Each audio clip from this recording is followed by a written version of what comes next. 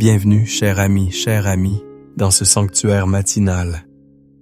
Bienvenue dans cet espace sacré, mis à part pour vous et pour le Créateur de l'univers.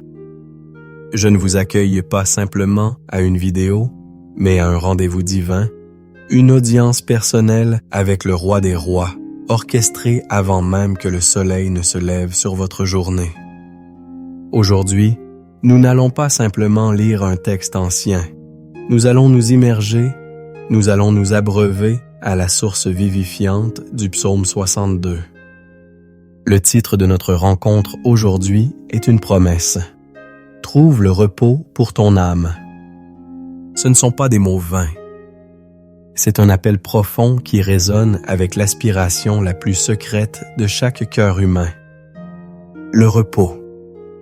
Pas la simple détente d'un week-end, pas le sommeil fragile qui fuit face à l'anxiété, mais un repos de l'âme. Une quiétude intérieure, une stabilité inébranlable que ni les tempêtes de la vie, ni les bruits du monde, ni les mensonges de l'ennemi ne peuvent perturber. C'est le don que Dieu vous réserve ce matin. Je veux que vous le sachiez, que vous le croyiez. Cette heure que nous allons passer ensemble a le potentiel de redéfinir non seulement votre journée, mais la posture même de votre esprit face aux semaines et aux mois à venir.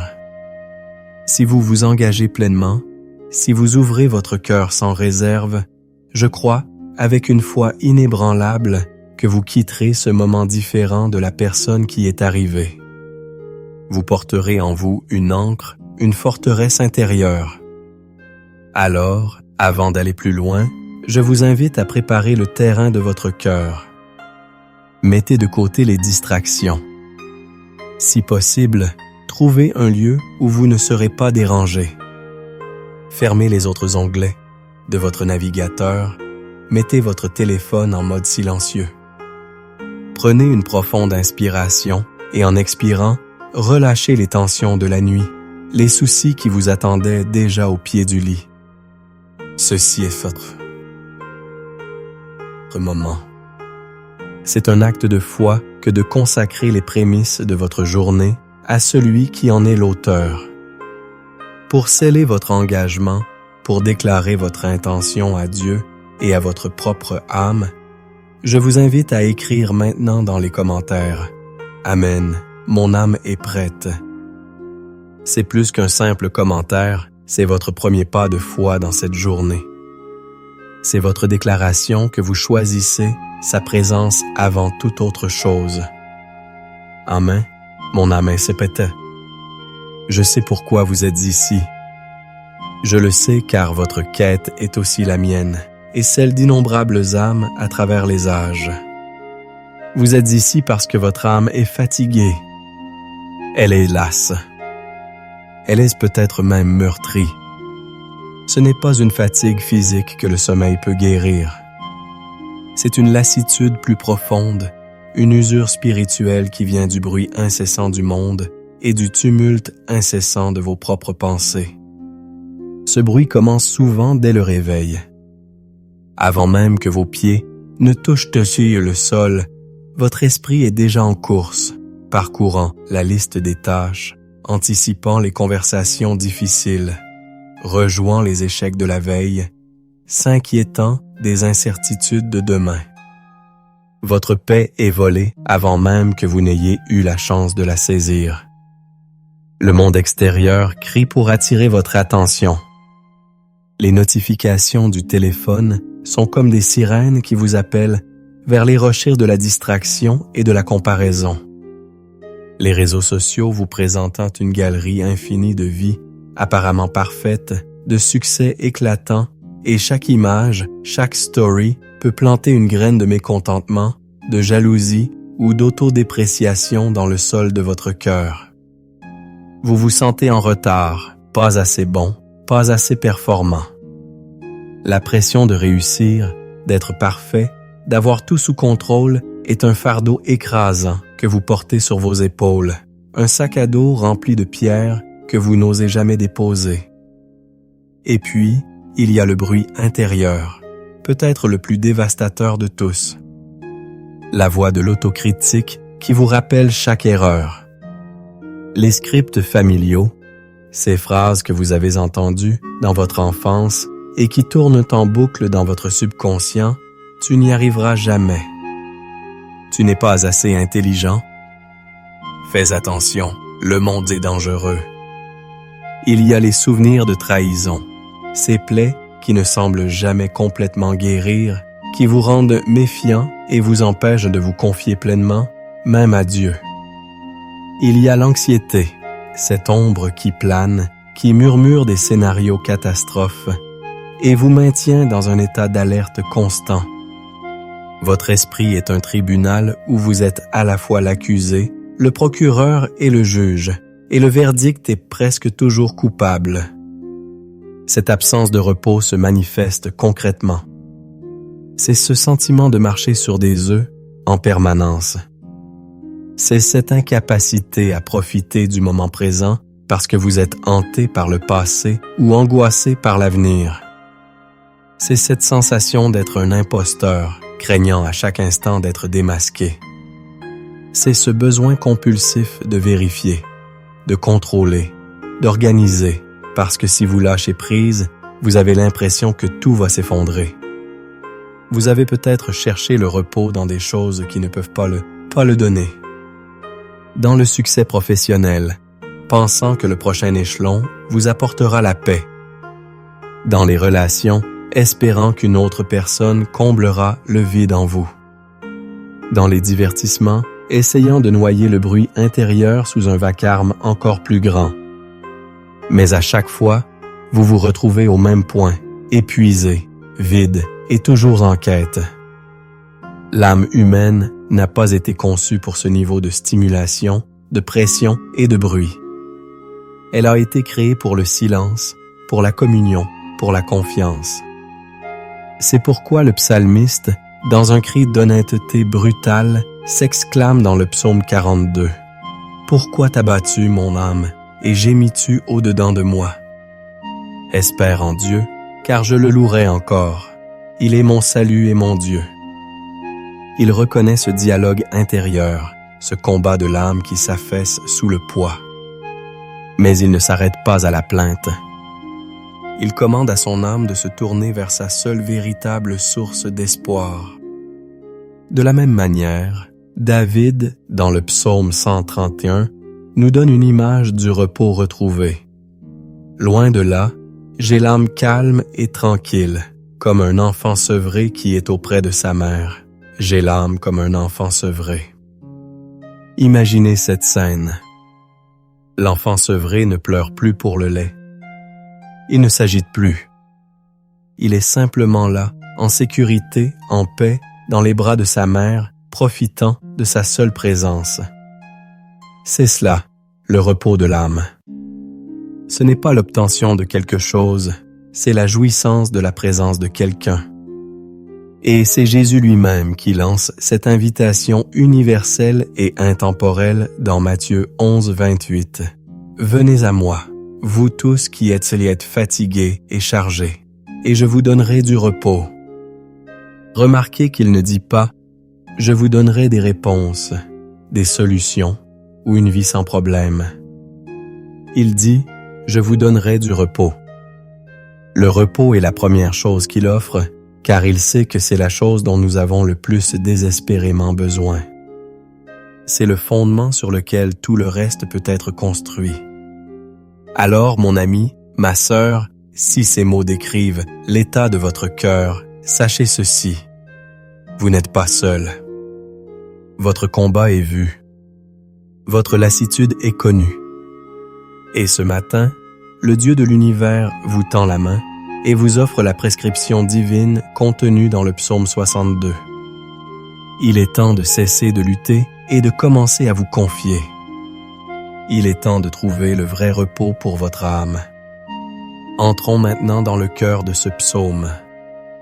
Le psaume 62 est une déclaration de foi radicale, une ancre jetée dans les profondeurs de la souveraineté de Dieu au milieu des tempêtes les plus violentes. Pour bien comprendre sa puissance, il faut se rappeler son auteur, David. David n'était pas un moine vivant reclus dans un monastère paisible. C'était un roi, un guerrier, un homme qui a connu la trahison la plus amère, y compris de la part de son propre fils Absalom. Il a été chassé, calomnié, pourchassé. Sa vie était tout sauf reposante.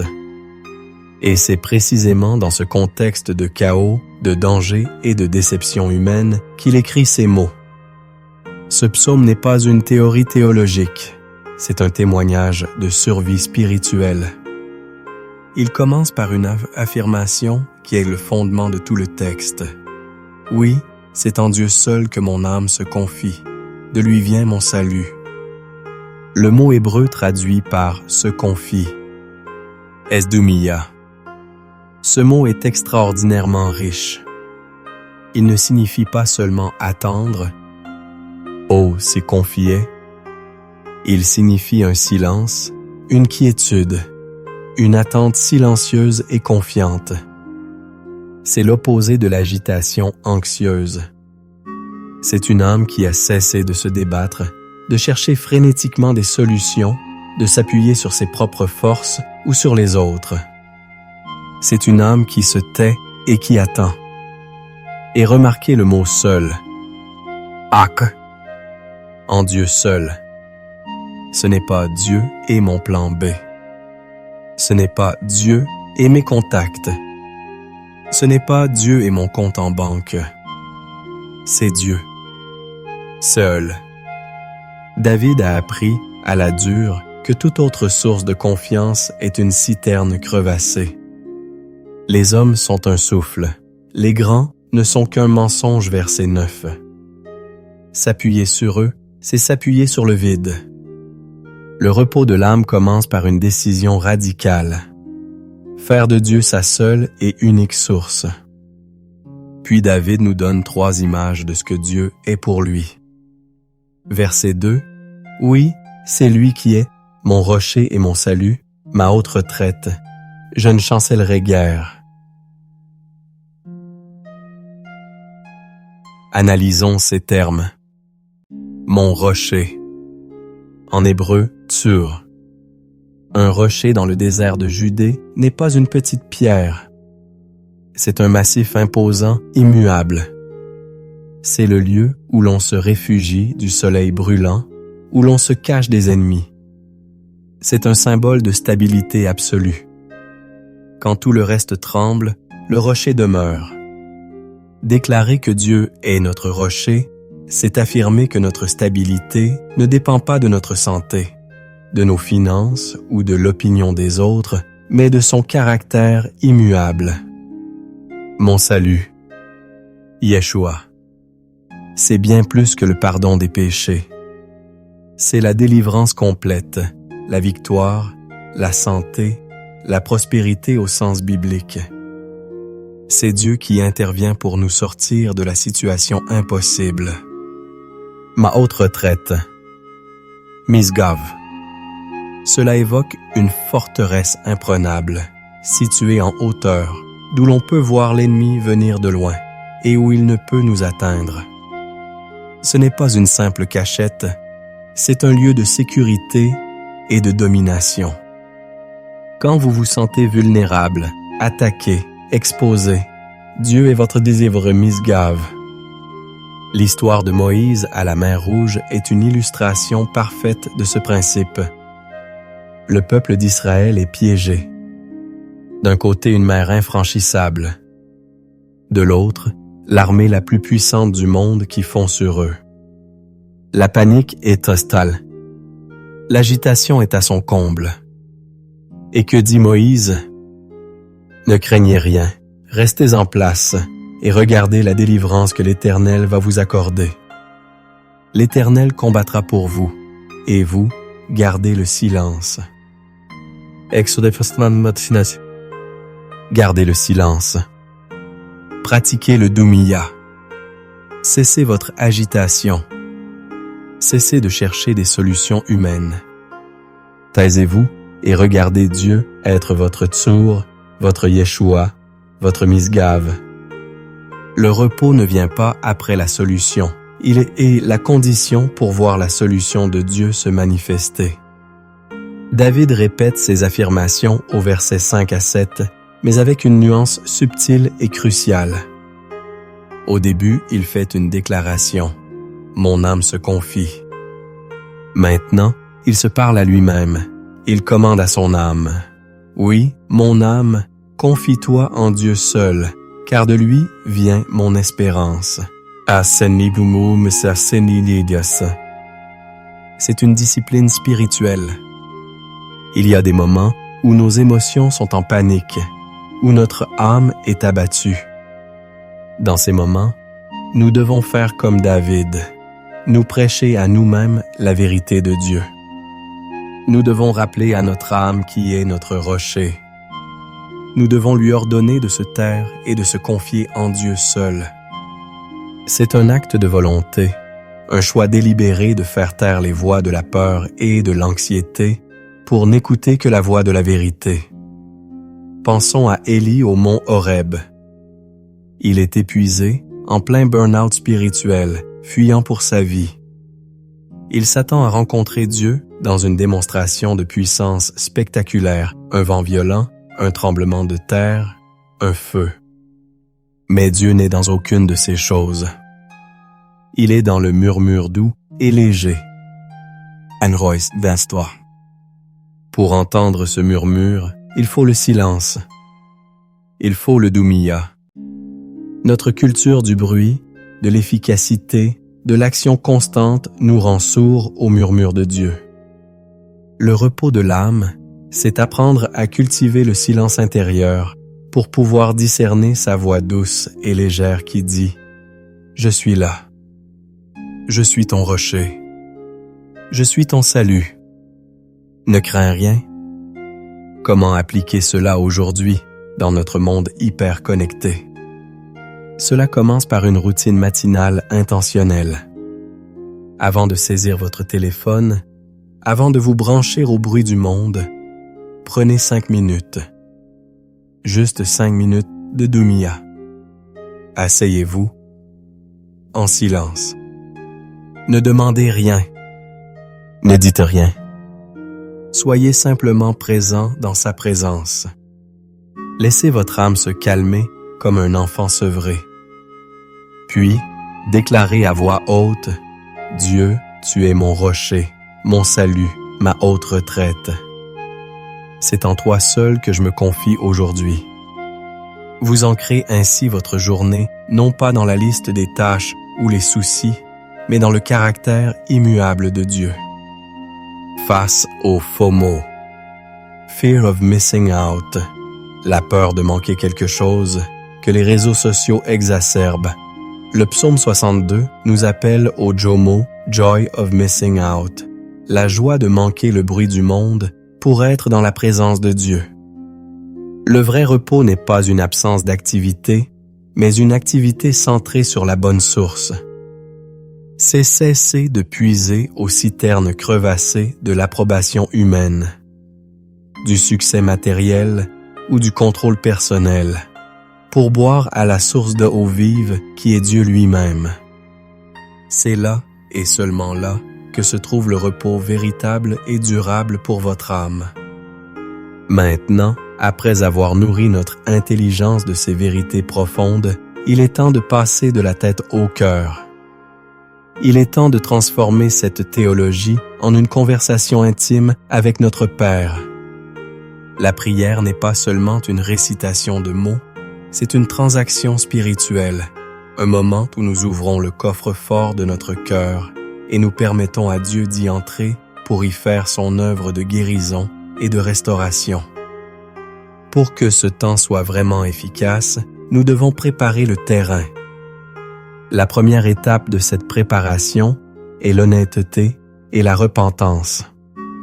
Reconnaissons devant Dieu toutes les fois où nous avons cherché notre repos ailleurs qu'en lui. Avouons notre tendance à nous appuyer sur notre propre intelligence, sur nos finances, sur l'opinion des autres. Confessons l'idolâtrie subtile du contrôle, ce besoin de tout maîtriser qui nous épuise. La Bible nous dit dans 1 Jean 1,9 « Si nous confessons nos péchés, il est fidèle et juste pour nous les pardonner et pour nous purifier de toute iniquité. Belia et... La confession n'est pas là pour nous faire sentir coupables, mais pour nous libérer. C'est vider nos mains de nos faux appuis pour pouvoir recevoir ce que Dieu veut nous donner. La deuxième étape est le pardon. Il est impossible de trouver le repos intérieur si notre cœur est rempli d'amertume, de ressentiment ou de colère. Ces émotions sont des poisons pour l'âme. Elles nous maintiennent enchaînés au passé et aux personnes qui nous ont blessés. Jésus est très clair dans Matthieu 6,15. « Mais si vous ne pardonnez pas aux hommes, votre Père ne vous pardonnera pas non plus vos offenses. » Pardonner n'est pas dire que ce qui a été fait était bien. C'est un acte de libération personnelle. C'est choisir de remettre le jugement à Dieu et de couper les liens toxiques qui vous lient à votre douleur. Prenez un instant. Qui devez-vous pardonner aujourd'hui? Remettez cette personne et cette situation à Dieu. La troisième et dernière étape est la consécration. C'est un acte de reddition volontaire. C'est dire à Dieu, « Seigneur, je te donne tout. Je te donne mes peurs, mes angoisses, mes plans, mes ambitions, ma journée.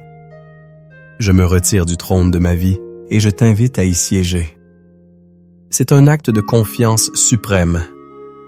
Jacques 5,16 nous encourage en disant que la prière fervente du juste a une grande efficace. Notre cœur est maintenant prêt, purifié, aligné. Nous sommes prêts à entrer dans le lieu très saint, non par nos propres mérites, mais par le sang précieux de Jésus. Entrons maintenant ensemble dans ce temps de prière profonde. Je vous invite à prier avec moi, à faire de ces mots les vôtres. Père céleste, Dieu tout-puissant, nous venons devant ton trône de grâce en ce début de journée, non pas avec arrogance, mais avec une confiance d'enfant, sachant que tu es un Père bon qui aime entendre la voix de ses enfants. Nous ne venons pas avec une liste de demandes, mais d'abord avec un cœur rempli d'adoration. Nous te louons, Seigneur, car tu es celui qui est, qui était et qui vient. Nous nous joignons au psalmiste David pour proclamer la vérité de qui tu es. Tu es notre Doumia, notre attente silencieuse et pleine d'espérance. Dans un monde qui crie, tu es le silence apaisant où notre âme trouve refuge. Nous te bénissons, car tu es notre Tsour, notre rocher. Quand le sol de nos certitudes tremble, quand les fondations de notre vie semblent s'effriter, tu demeures, immuable, solide, notre fondation éternelle sur laquelle nous pouvons construire notre vie en toute sécurité. Nous t'exaltons, car tu es notre Yeshua, notre salut. Tu es celui qui nous délivre non seulement du péché et de la mort, mais aussi de la peur, de l'anxiété, du désespoir. Tu es notre libérateur, notre champion, le héros de notre histoire. Nous te magnifions, car tu es notre Misgave, notre haute retraite. Quand l'ennemi nous poursuit, quand les soucis nous assaillent comme une armée, tu nous élèves au-dessus de la mêlée, dans un lieu de sécurité imprenable où rien ne peut nous atteindre. Reçois notre adoration, ô Dieu 3 fois saint. Tu es digne de toute gloire, de tout honneur et de toute louange, aujourd'hui et pour l'éternité. Père de miséricorde, nous nous tenons maintenant dans la lumière de ta sainteté et nous reconnaissons notre besoin de ta grâce. Pardon Seigneur pour toutes les fois où nous avons cherché le repos loin de toi. Pardon pour avoir placé notre confiance dans les hommes qui ne sont qu'un souffle. Pardon pour avoir couru après la richesse, l'approbation ou le pouvoir, pensant y trouver la paix que toi seul peux donner. Pardonne-nous pour notre agitation, notre impatience, notre refus de garder le silence et d'attendre ton secours. Pardonne notre orgueil qui nous fait croire que nous devons tout contrôler. Nous déposons à tes pieds le fardeau de la performance, le poids de l'anxiété, la charge de nos soucis. Nous te remettons cette situation financière qui nous empêche de dormir. Nous te confions cette relation brisée qui pèse sur notre cœur. Nous te donnons ce problème de santé qui nous effraie. Nous te livrons nos enfants, notre avenir, nos rêves. Nous renonçons à notre droit de nous inquiéter. Nous choisissons de te faire confiance, même quand nous ne comprenons pas. Lave-nous, purifie-nous et rends-nous capables de recevoir le repos que tu as pour nous. Maintenant, Père, armés de ta parole qui est la vérité, nous choisissons de proclamer tes promesses sur notre vie. Nous disons à notre âme, oui, c'est en Dieu seul que tu trouves le repos, car de lui vient mon salut. Je déclare aujourd'hui que le Seigneur est mon rocher, et je ne chancellerai pas. Les vents peuvent tout me souffler, les tempêtes peuvent-ils me faire rage, mais mes pieds sont posés sur le rocher des âges. Je proclame que Dieu est mon salut, et je n'aurai aucune crainte. Il est ma lumière et mon salut. De qui aurais-je peur? Il est le soutien de ma vie. De qui aurais-je la frayeur? Je déclare que le Seigneur est ma haute retraite, un abri sûr contre l'adversité. Quand les ennemis s'avancent contre moi, ce sont eux qui chancellent et qui tombent. Je me confie en toi, ô mon Dieu. Je répands mon cœur devant toi, car tu es mon refuge.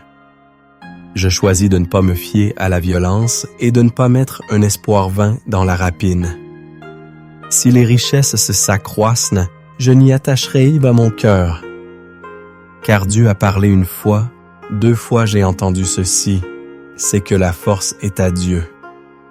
À toi aussi, Seigneur, la bonté, car tu rends à chacun selon ses œuvres.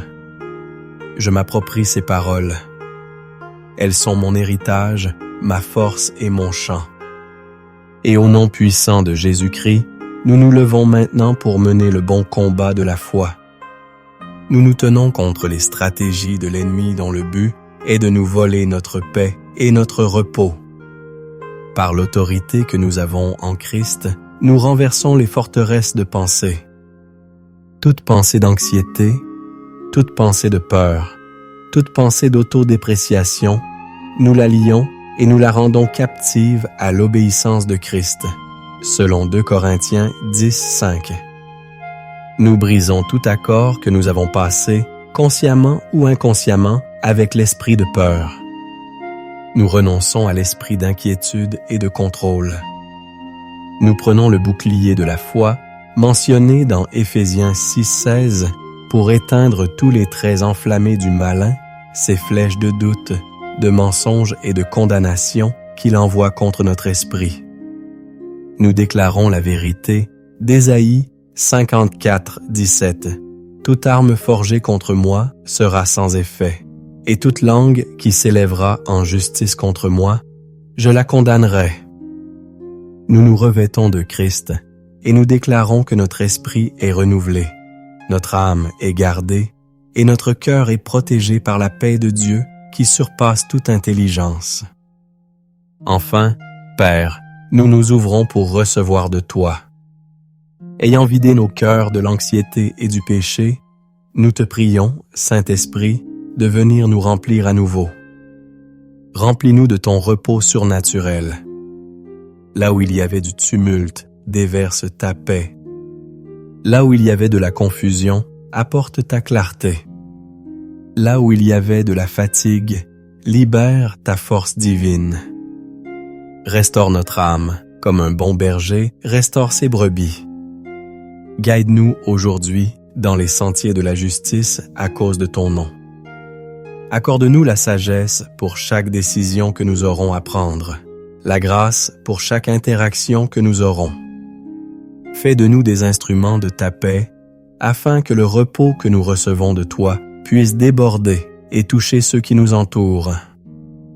Fais de cette journée une journée vécue non par notre propre force, mais par ta puissance qui agit en nous.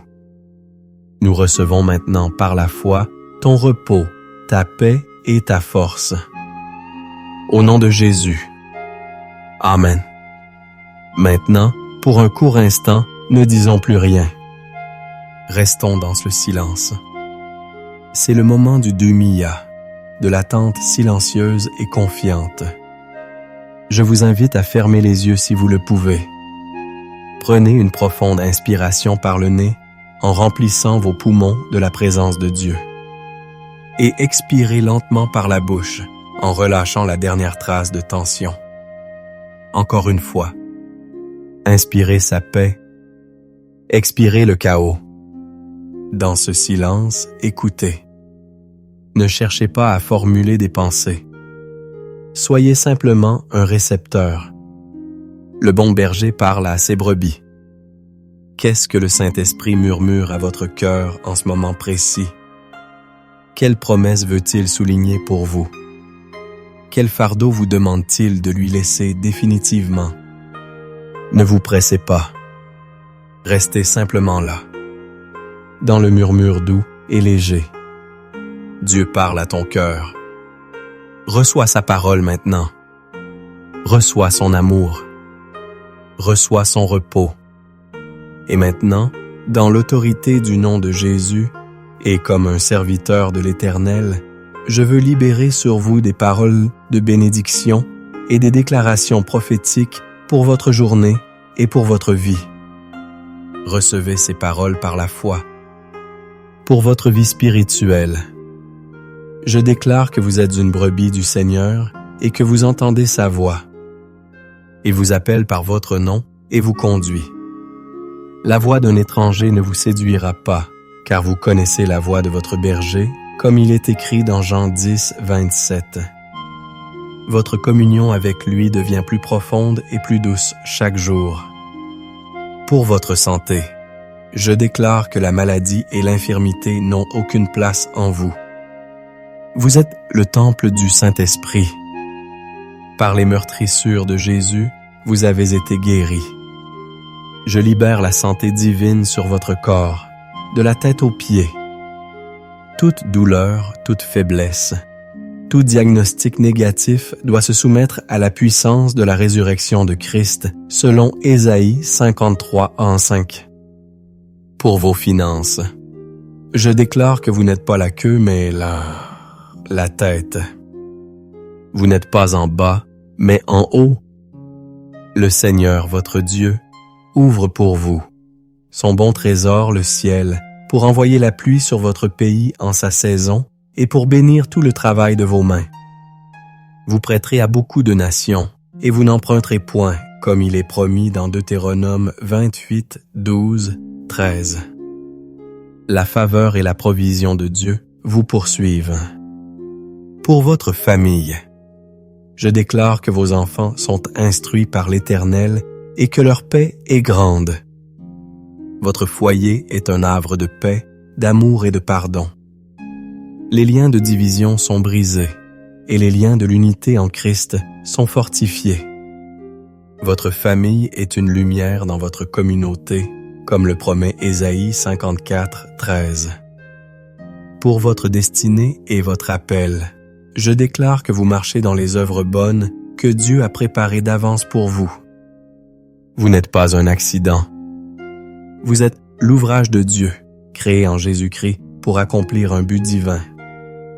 Votre appel est sûr, vos dons sont activés et votre destinée se déploie selon son plan parfait, comme l'affirme Éphésiens 2:10. Pour votre protection quotidienne, je déclare que l'Éternel garde votre départ et votre arrivée, dès maintenant et à jamais. Aucun mal ne vous arrivera, aucun fléau n'approchera de votre tente. Il ordonne à ses anges de vous garder dans toutes vos voies. Vous êtes sous l'ombre du Tout-Puissant, selon la promesse du psaume 121, 8. Pour votre joie et votre paix, je déclare que le Dieu de l'espérance vous remplit de toute joie et de toute paix dans la foi, pour que vous abondiez en espérance par la puissance du Saint-Esprit. La joie du Seigneur est votre force, et sa paix, qui surpasse toute intelligence, garde votre cœur et vos pensées en Jésus-Christ, comme il est écrit dans Romains 15:13. Et maintenant, recevez la bénédiction sacerdotale d'Aaron. Que l'Éternel te bénisse et qu'il te garde. Que l'Éternel fasse luire sa face sur toi et qu'il t'accorde sa grâce. Que l'Éternel tourne sa face vers toi et qu'il te donne la paix. Au nom du Père, du Fils et du Saint-Esprit. Amen et Amen. Mon ami, ma sœur, nous arrivons au terme de ce moment sacré. Mais ce n'est pas une fin, c'est un commencement. Le repos que vous avez goûté ce matin n'est pas un sentiment passager. C'est une personne, Jésus-Christ, qui demeure en vous par son esprit. La clé est de cultiver sa présence tout au long de la journée. Rappelez-vous cette vérité fondamentale. Le repos n'est pas une absence de problème, c'est la présence de Dieu au milieu des problèmes. Votre rocher est avec vous. Je veux vous encourager à faire de cette prière et de cette méditation sur le psaume 62 une pratique régulière. Revenez à cette vidéo chaque matin pendant les 7 prochains jours. Laissez ces vérités descendre de votre tête à votre cœur jusqu'à ce qu'elles deviennent votre réflexe naturel face au stress et à l'anxiété. Vous verrez votre âme se fortifier jour après jour. Si ce temps a été une bénédiction pour vous, je vous invite à faire 3 choses. Premièrement, cliquez sur le bouton « J'aime ». C'est un moyen simple de nous dire que ce contenu vous a aidé, et cela aide l'algorithme à le montrer à d'autres personnes qui en ont désespérément besoin. Deuxièmement, partagez cette vidéo avec quelqu'un que vous connaissez qui traverse une période difficile, qui a besoin de trouver le repos pour son âme. Votre partage pourrait être la réponse à la prière de quelqu'un. Et troisièmement, si ce n'est pas déjà fait, abonnez-vous à notre chaîne et activez la cloche de notification pour ne manquer aucun de nos futurs moments de prière et d'enseignement. Enfin, pour sceller ce que Dieu a fait en vous ce matin, retournez dans les commentaires et écrivez simplement « Dieu est mon rocher ». Soit. Que la grâce du Seigneur Jésus-Christ, l'amour de Dieu le Père et la communion du Saint-Esprit soient avec vous tous. Allez dans votre journée, non pas seul mais fortifié, renouvelé et profondément enraciné dans le repos de votre Sauveur. Je vous invite à continuer ce temps dans la présence de Dieu en cliquant sur la playlist de prières matinales qui s'affiche maintenant à l'écran. Soyez bénis.